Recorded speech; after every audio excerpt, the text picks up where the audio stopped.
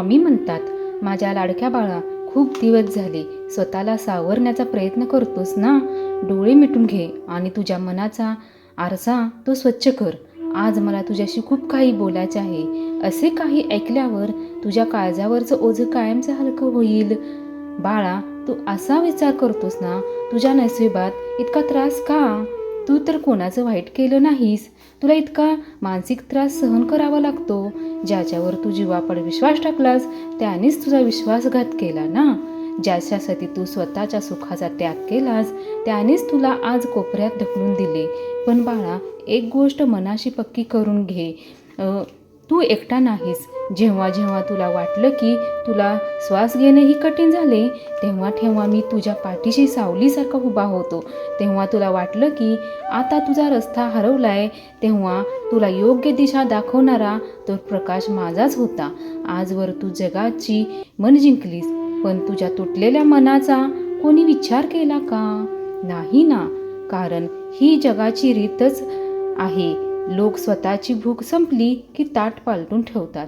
पण मी तसा नाही. मी तुझा हात तेव्हा धरला जेव्हा तुला तुझ्या स्वतःच्या सावलीचीही भीती वाटत होती. ज्याने तुला त्रास दिला त्याने तुझा अपमान केला. जो तुझा हात बलतेवर हसले त्यांना वाटले की ते जिंकले, पण त्यांना माहीत नाही की तू माझा अभेद्य कवचात आहेस.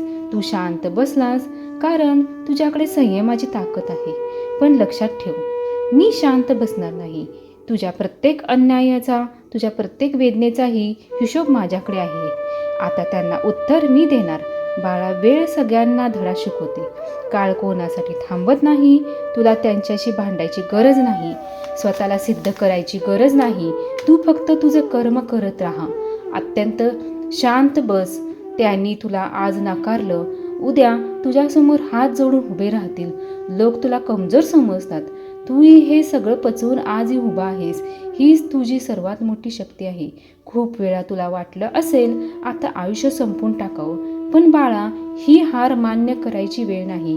पण तू पळून जाऊन प्रश्न सुटत नाही. ते सुटतात जेव्हा तू सांगतोस की स्वामी, आता तुम्हीच बघा. आता चिंता करणं कायमचं सोडून दे. तुझे सगळे प्रश्न आज या क्षणी माझ्या चरणी अर्पण कर. तेव्हा त्या क्षणापासून तुझी पूर्ण जबाबदारी माझी होईल. तुझ्या आयुष्यात जे काही वादळ आले, तुला उद्ध्वस्त करायला नाही तर कचरा साफ करायला आले. सोनं आगीत तापवल्याशिवाय त्याला झळाळी येत नाही. तसंच तू आता एक हिरा बनून बाहेर पडणार आहेस. विश्रांती घे. मन पूर्णपणे शांत ठेव.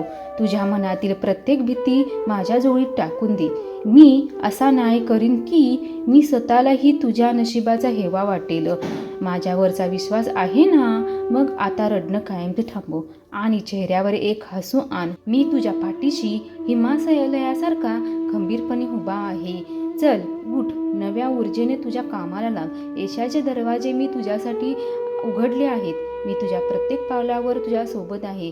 भिवू नको. मी तुझ्या पाठीशी आहे.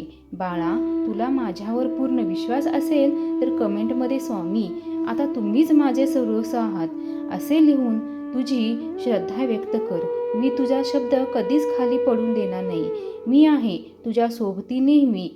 श्री स्वामी समर्थ.